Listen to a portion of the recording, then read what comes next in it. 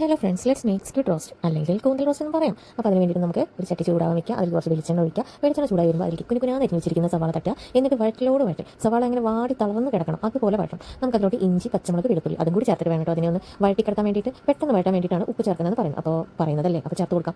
അങ്ങനെ നമ്മൾ ഉള്ളി വാടി തളർന്ന് കിടക്കുമ്പോൾ അതിലേക്ക് മല്ലിപ്പൊടി, മുളക് പൊടി, കുരുമുളക് പൊടി ഇതൊക്കെ ചേർത്ത് നന്നായിട്ട് വഴറ്റിയെടുക്കുക. വീണ്ടും വഴറ്റലോട് വഴറ്റൽ. ഉള്ളിയും അതുപോലെ തന്നെ നമ്മുടെ മസാലകളും കൂടി നന്നായിട്ട് ഒരു ബ്രൗൺ കളറായിട്ട് വരണം.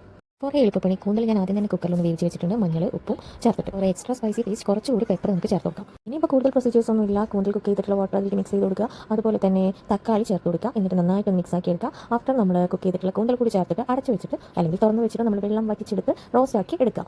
Finally for a taste some garam masala ചേർത്ത് കൊടുത്താൽ നന്നായിരിക്കും. വളരെ കുറച്ച് ഗരം മസാല ചേർത്ത് കൊടുക്കുക. അതുപോലെ തന്നെ മലേഷ്യൻ മല്ലി എന്ന് പറയും, ഒരു മല്ലിച്ചപ്പാണ്, ഇവിടെ ചേർത്ത് കൊടുക്കുക. അപ്പോൾ നമ്മുടെ കൂന്തലിൻ്റെ ടേസ്റ്റേ വേറെ ലെവലായിരിക്കും. അപ്പോൾ എന്തായാലും നമ്മുടെ ഫൈനൽ ലുക്ക് ഇതാണ്. എല്ലാം ട്രൈ ചെയ്ത് നോക്കുക. Ta-ta bye bye, see U.